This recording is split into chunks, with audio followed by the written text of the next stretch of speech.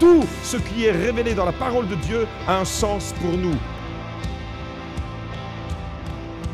Dieu veut communiquer la vie ce matin. Alléluia, reçois la vie.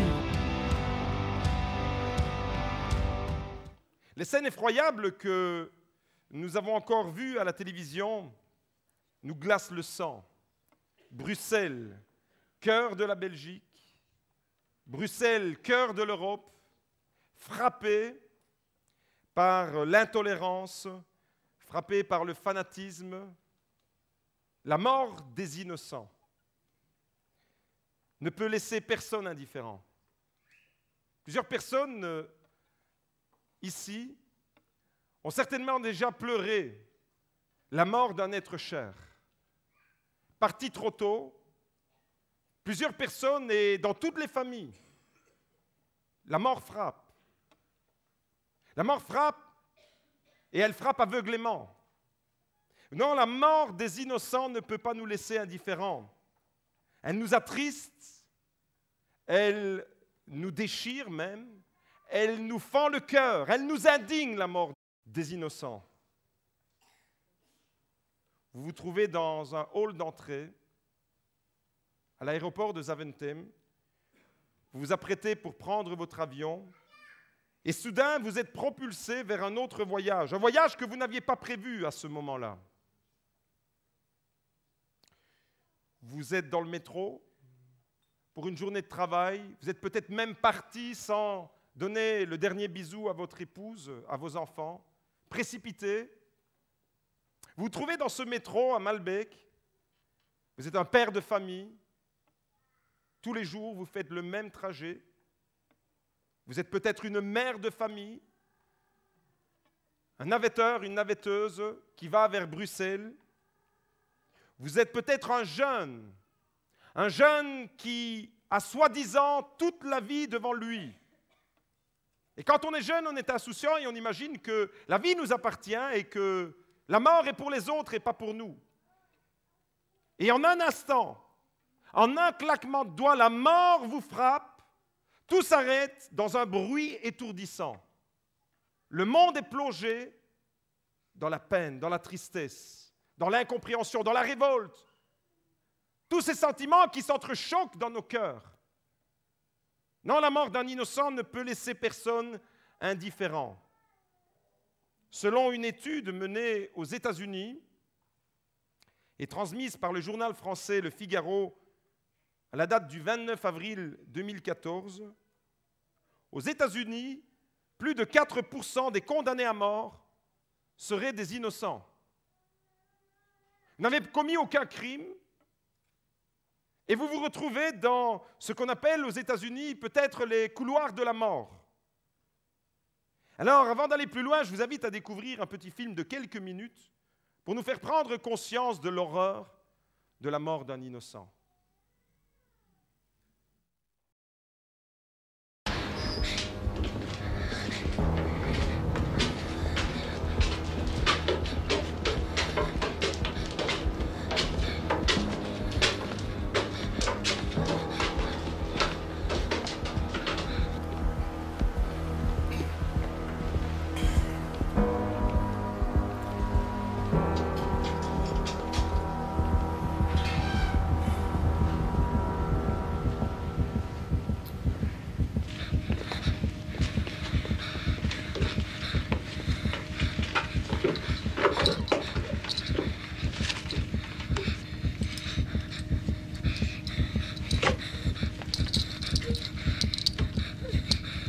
Unto thee, O Lord, do I lift up my soul.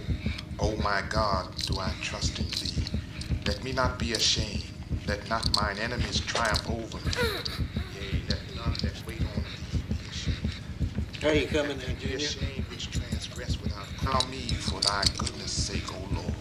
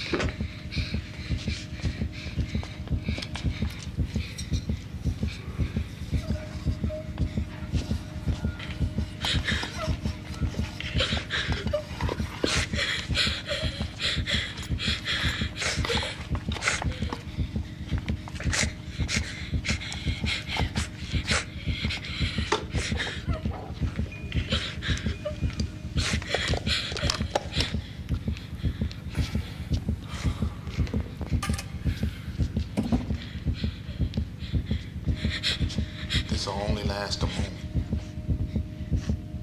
Think about it like you're leaping over a wide ditch.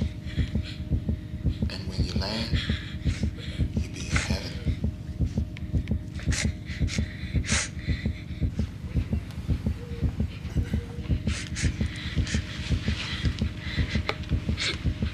Junior,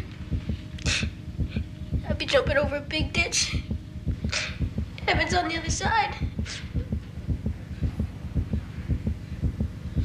Is there anything you want to say? Any last words?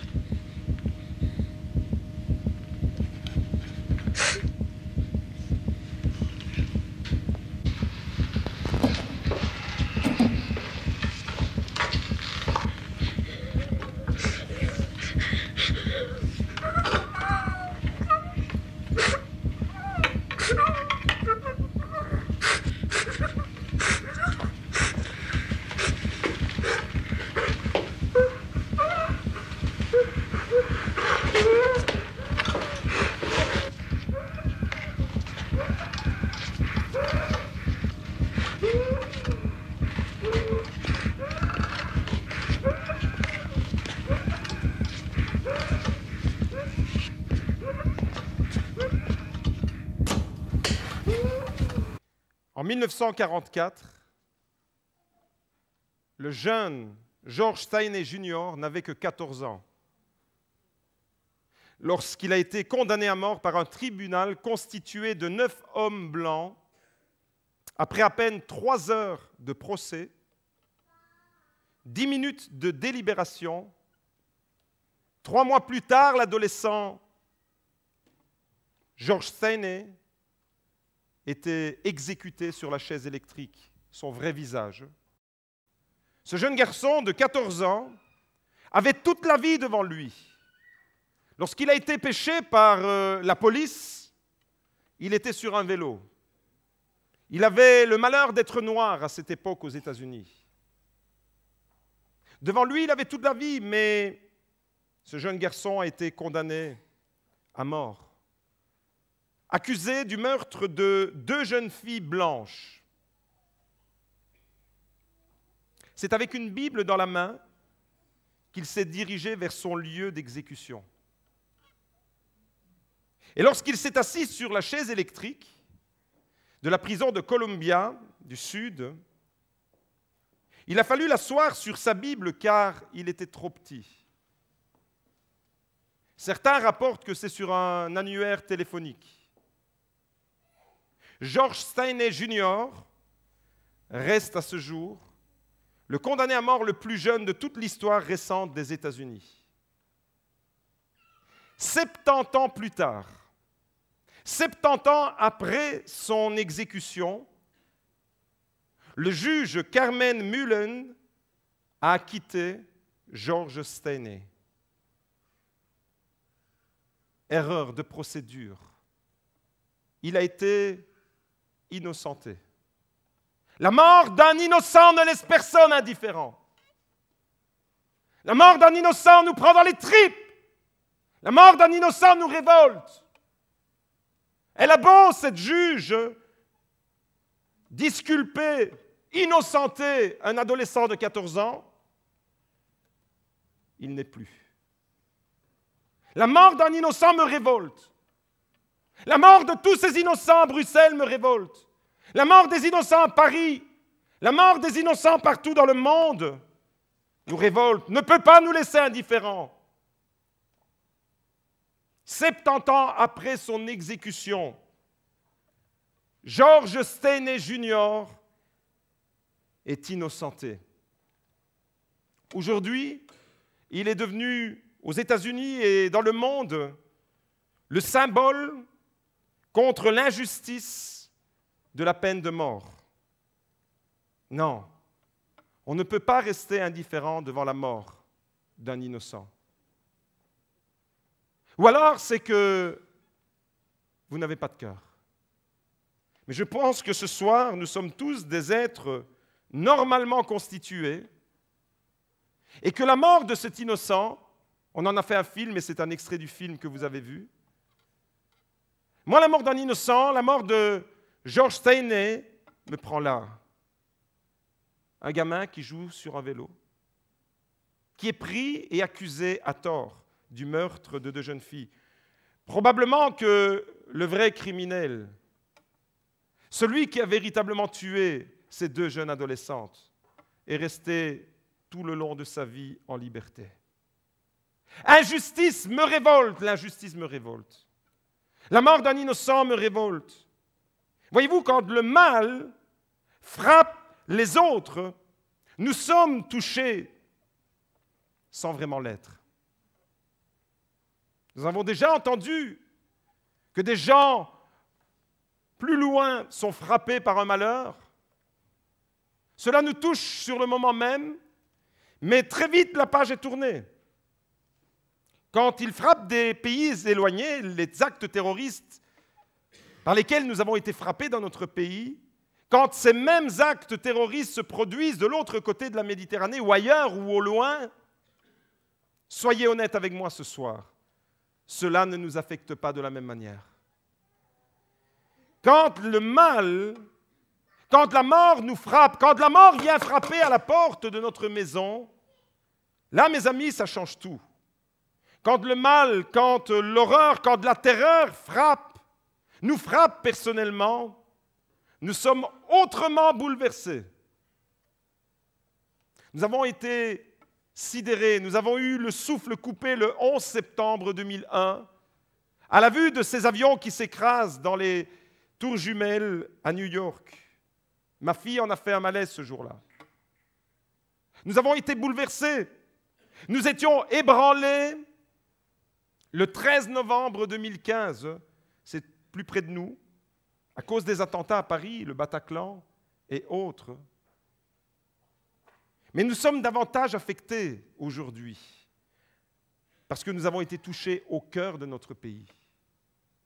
Et si quelqu'un de notre famille avait été touché, nous le serions davantage encore plus. Quand l'étau se resserre et quand la mort frappe quelqu'un de ma famille, alors là, je n'ai plus de solution. Ce soir, j'aimerais vous inviter à réfléchir sur la mise à mort d'un innocent. La mise à mort de celui qui s'appelle Jésus. Lorsque nous lisons les évangiles, lorsque nous lisons la vie de Jésus, le procès de Jésus, de la même manière que le procès de George Steiney Jr. a été tronqué, truffé, a été une véritable mascarade, eh bien, lorsque nous lisons les évangiles, on peut s'apercevoir que le procès de Jésus est une mascarade. Le procès de Jésus, du début à la fin, c'est la mise à mort d'un innocent. Et dans tous les détails, tous les aspects de ce procès étaient illégaux, allant jusqu'à susciter de faux témoins, nous dit la Bible, pour l'accuser à tort. Matthieu, chapitre 26, verset 59. En lisant attentivement alors l'Évangile, on découvre que le procès de Jésus est constitué de 6 étapes en réalité. 3 étapes devant les religieux et 3 autres étapes devant les politiques de l'époque. 3 étapes devant les autorités religieuses, devant Anne, l'ancien souverain sacrificateur, devant Caïphe, l'actuel, et devant le Sanhédrin, qui était le plus haut tribunal religieux de l'époque. Jésus a eu affaire à la religion dans sa pire expression. Jésus a eu affaire au monde du religieux dans ce qu'il contient de plus ignoble. La religion est ignoble quand elle est instrumentalisée, quand elle instrumentalise pour arriver à ses fins. Jésus a été confronté à la religion qui condamne. Jésus a été confronté à la religion qui rejette. Jésus a été confronté à une religion qui est dogmatique, sans amour, sans miséricorde et sans compassion. Et peut-être que vous avez été au contact de cet univers religieux qui vous a déçu. Je voudrais vous dire que le premier qui est déçu de l'univers religieux, c'est le Seigneur lui-même. Jésus a eu affaire aux religieux dans sa plus vile expression. 3 étapes devant les autorités romaines ensuite. après qu'il soit passé devant le souverain sacrificateur, devant le Sanhédrin, après que tous ont voulu le mettre à mort, on l'a transféré chez les responsables politiques de l'époque, devant Pilate. Pilate, nous savons tous ce qu'il a fait. Qu'est-ce qu'il a fait, Pilate? Faites le geste. Il s'est lavé les mains. Il s'est lavé les mains en disant de Jésus qu'il était juste. Mais il a quand même envoyé Jésus à la croix. Après Pilate, c'est le tour d'Hérode. Jésus comme une balle de ping-pong entre les responsables religieux, les responsables politiques. Pilate d'un côté, Hérode de l'autre. Hérode de le renvoyer à Pilate. Le pouvoir politique n'était pas plus clément et miséricordieux que le pouvoir religieux. Mais voyez-vous, ces hommes qui l'ont condamné, en réalité n'ont rien trouvé à dire de répréhensible dans la personne de Jésus. Même Pilate, le gouverneur romain de l'époque, a reconnu que Jésus était juste et innocent. Alors, mes amis, la mort d'un innocent ne me laisse pas indifférent. Ça veut dire que la mort de Jésus ne peut pas me laisser indifférent. La mort de cet enfant ne me laisse pas indifférent, même s'il est mort en 1944. La mort d'un innocent, quel qu'il soit, ne peut pas nous laisser indifférents.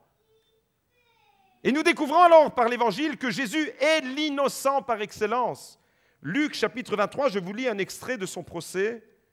Pilate convoqua les principaux sacrificateurs, les chefs et le peuple, et leur dit « Vous m'avez amené cet homme comme entraînant le peuple à la révolte.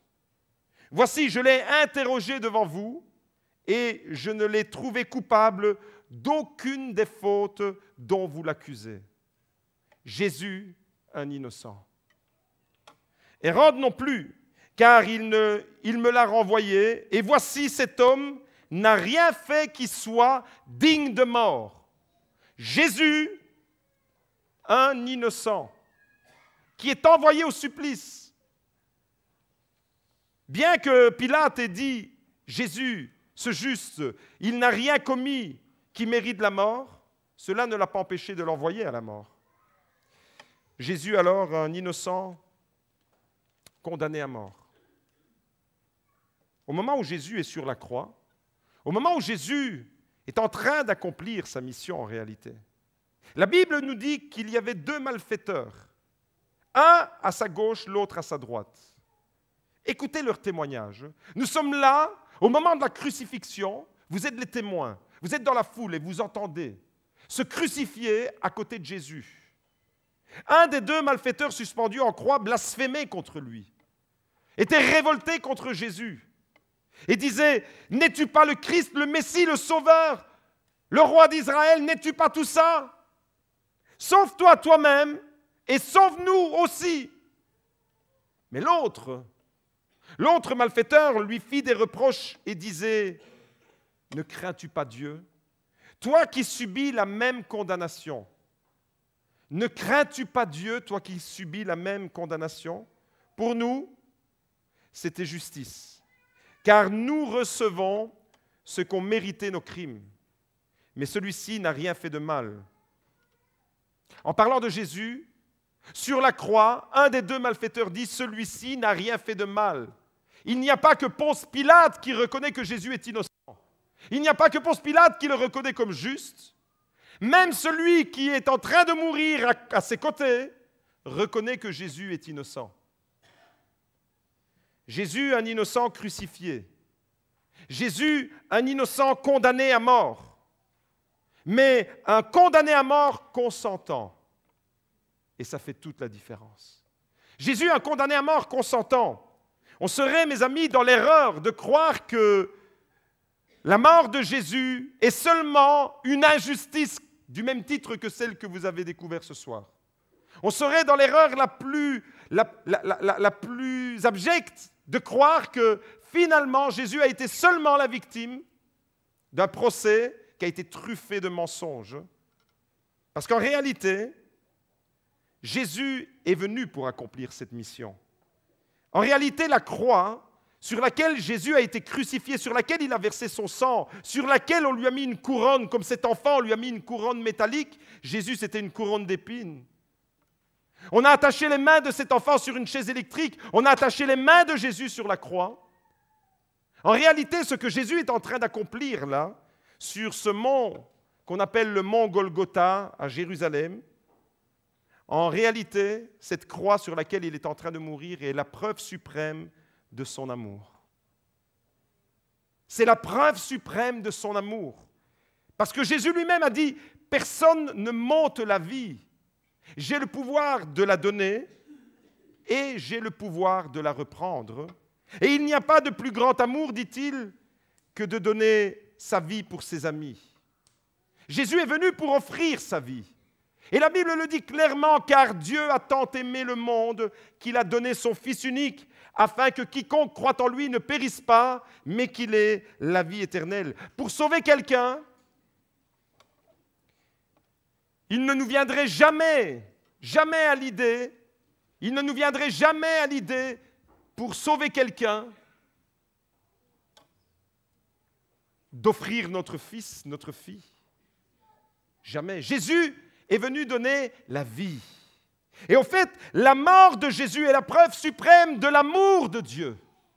La preuve de son amour, c'est à la croix, lorsque Jésus a donné sa propre vie. Oui, la croix est la démonstration de l'amour de Dieu. La croix est la démonstration du pardon de Dieu. C'est à la croix qu'il nous pardonne.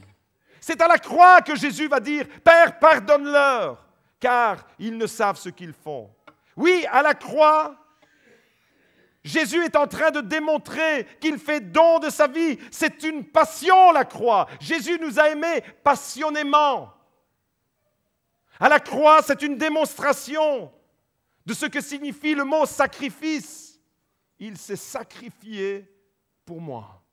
Il s'est sacrifié pour toi. Il a pris ta place. Imagine un seul instant que tu étais à la place de ce jeune garçon de 14 ans ou que ton propre enfant de 14 ans était sur cette chaise électrique et que quelqu'un vienne au dernier moment, lorsque tous ces hommes blancs remplis de haine sur cet enfant sans défense, lorsqu'ils sont prêts à le mettre à mort, quelqu'un se lève et dit « Non, pas lui, mais moi je mourrai pour lui ». Et quelqu'un d'autre vient s'asseoir sur la chaise électrique à votre place. Eh bien, chers amis, ce soir, j'aimerais vous dire, et c'est la bonne nouvelle de l'Évangile, que c'est ce que Jésus a fait. Jésus est venu donner sa vie en sacrifice pour nous sauver. La croix devient donc le lieu par excellence, la démonstration de la rédemption. Il nous rachète. La croix devient le lieu où il offre le salut au monde. Il vient pour sauver. C'est à la croix que ça se passe. La croix devient le lieu de la perfection de l'amour de Dieu. La perfection dans la personne de Jésus-Christ. La croix, lorsque Jésus meurt, devient le lieu où il nous offre la paix, une paix éternelle. La croix, c'est la proximité de Dieu. La proximité de Dieu. Dieu ne veut pas rester indifférent dans son ciel, mais Dieu s'est fait proche. Dieu est venu nous rejoindre. Dieu veut se rendre proche de chacun d'entre nous. La proximité, le lieu où cette proximité s'est manifestée par excellence, c'est à la croix. Vous l'avez compris? La croix devient alors pour moi aujourd'hui une délivrance. Il me délivre à la croix. Il me délivre de mes jugements. Il me délivre de tout ce qui me condamne. Parce qu'il prend ma place. Une véritable délivrance. La croix, on peut apercevoir à la croix dans les yeux de Jésus qui regarde cette foule. Et ce soir, tu es dans cette foule que Jésus regarde. On peut voir dans son regard de la compassion. On peut voir dans ce regard la compassion par excellence. On peut voir dans l'œuvre de la croix celui qui nous offre sa consolation. Ce soir, il y a des cœurs brisés. Ce soir, il y a des personnes qui pleurent peut-être un être cher. Ce soir, il y a des personnes qui pleurent peut-être la mort d'un innocent. Mais ce Jésus qui a pris la place sur la croix pour toi, t'offre son pardon. Oui, la croix, c'est le lieu de la réconciliation. C'est à la croix qu'il te réconcilie avec Dieu. Toi qui es en colère, parce que tu es déçu de Dieu, parce que tu t'attendais à une intervention de Dieu que tu n'as pas vue arriver dans ta vie. Permets-moi de dire ce soir que tu n'as pas le droit d'être en colère contre un innocent qui est mort à ta place. On peut être déçu d'un faux Dieu, d'un Dieu imaginaire, d'un Dieu qu'on a conçu dans notre propre tête. Mais lorsqu'on connaît celui qui est mort sur la croix, et lorsqu'on réalise qu'il est l'innocent par excellence qui est mort, alors je me sens réconcilié. Je ne peux pas lui en vouloir. Au contraire, je m'abandonne. La croix, vous l'avez compris, la croix c'est le lieu de la victoire suprême. Victoire sur tous les désespoirs, victoire sur la mort, victoire sur l'échec. La croix, c'est ce lieu-là. C'est là où tout s'est accompli. La croix, c'est le triomphe de la vie. La croix, c'est ma liberté. La croix, c'est ma liberté. Ma liberté, allô?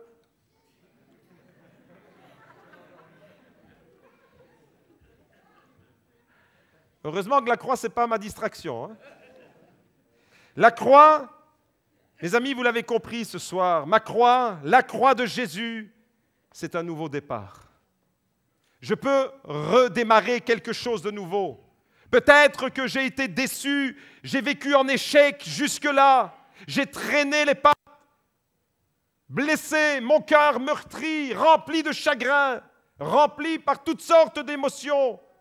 Mais ce soir, devant la croix, il y a un message d'espérance qui te dit, la croix, c'est un nouveau départ. La croix, c'est une deuxième chance.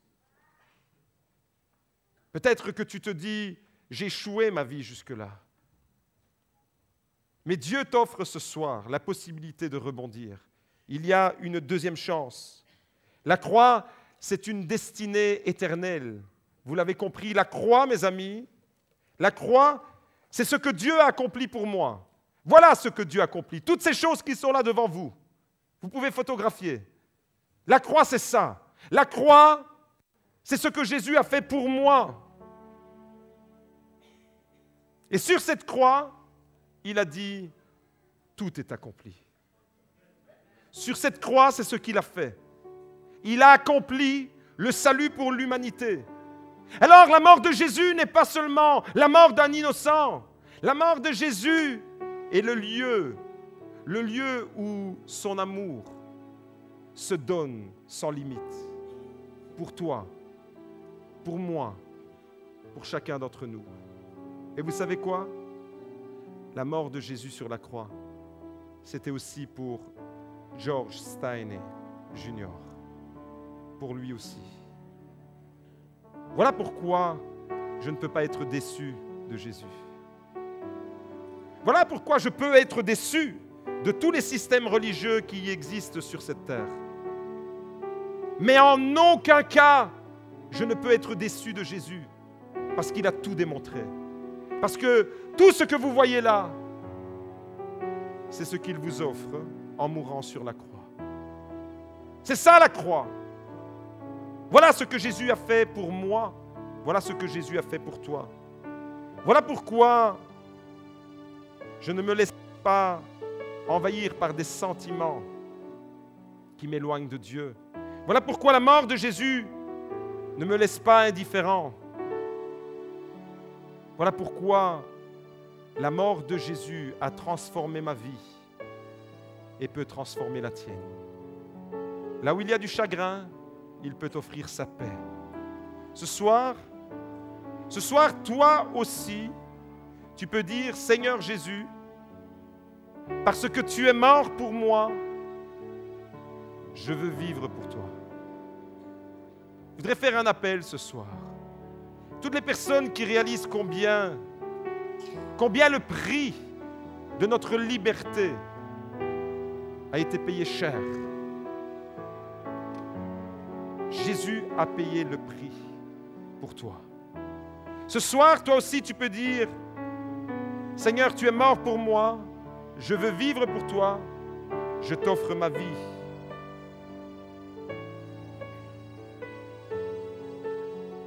La croix, c'est un printemps.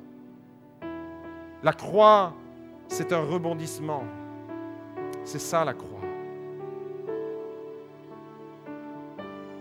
Et si c'était l'hiver dans ton cœur, alors Jésus vient te souffler à tes oreilles. Je veux t'offrir un nouveau printemps. Je veux t'offrir ce printemps éternel. La croix, c'est la grâce de Dieu qui s'offre. C'est gratuit.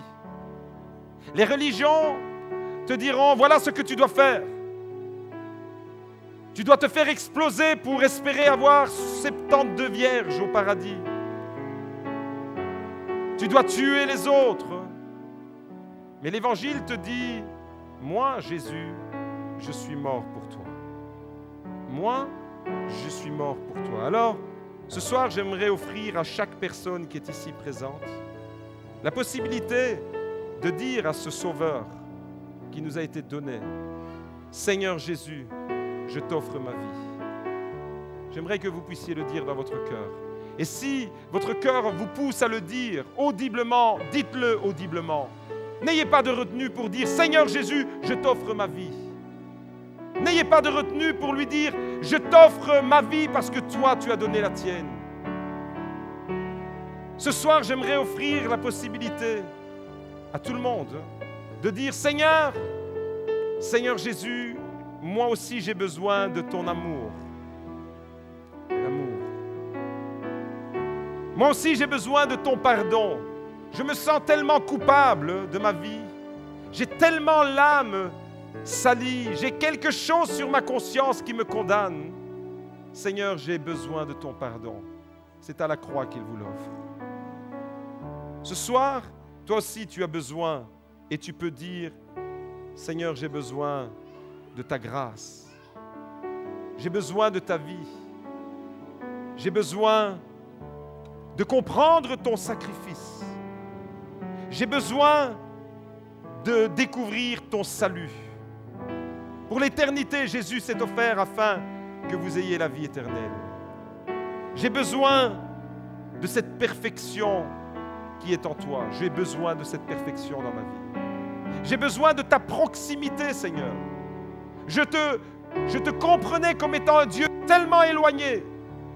Et je découvre ce soir que tu es venu, tu t'es fait tellement proche que tu as pris ma place sur la croix, sur la chaise électrique pour moi. Seigneur Jésus, ce soir, j'ai besoin de vivre une délivrance. Je me sens enchaîné. C'est à la croix qu'il vous l'offre. Ce soir, tu peux vivre cette expérience. Seigneur Jésus, j'ai besoin de ta compassion. J'ai besoin d'être réconcilié avec mon Créateur. Je ne le connaissais pas, je lui en voulais jusqu'à ce soir. Mais ce soir, je veux réaliser que j'ai besoin de ce Sauveur. Combien de personnes réalisent ce soir qu'elles ont besoin de ce Sauveur? Levez les mains. J'ai besoin de ce Sauveur. J'ai besoin de toi, Seigneur. Ce soir, combien de personnes réalisent qu'elles ont besoin d'un nouveau départ? Un nouveau départ, là où tu as échoué, là où tu as trébuché, là où les hommes t'ont peut-être piétiné, là où les hommes t'ont condamné. Jésus t'offre une deuxième chance, Jésus t'offre un nouveau départ. C'est ça la croix. Ce n'est pas un objet mystérieux, c'est le lieu où tout a été accompli. Ce soir, toi aussi, tu as besoin d'un printemps dans ton cœur. Ce soir, tu as besoin de recevoir la vie éternelle, une autre chance. Ce soir, je voudrais faire un appel et inviter toutes les personnes qui voudraient offrir leur cœur à Jésus. Ce soir, tu peux le recevoir. Tu peux recevoir la paix dans ton cœur. Tu peux recevoir le pardon. Tu peux recevoir la vie. Et je voudrais simplement, pendant qu'on le chante, que ceux et celles qui ont besoin de toutes ces choses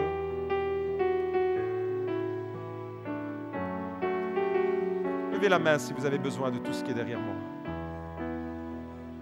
Faites un geste. Levez-vous à votre place, là où vous êtes. Si vous avez vraiment besoin, ne fût-ce que d'une seule de ces choses. Moi, j'ai besoin de tout. Parce que je sais que Jésus me l'offre dans sa totalité. Et je ne veux pas me contenter d'un seul de ces aspects. Parce que Jésus m'offre toutes ces choses. Alors je voudrais ce soir que personne ne quitte ce lieu sans avoir reçu l'amour de Dieu, le pardon, la vie, le printemps de Dieu dans le cœur, la grâce, la réconciliation, la compassion. Ce soir, devant ton échec, devant tes déceptions, devant tes frustrations, Jésus te dit, tout est accompli. Tout ce qui est révélé dans la parole de Dieu a un sens pour nous. Dieu veut communiquer la vie ce matin. Alléluia, reçois la vie.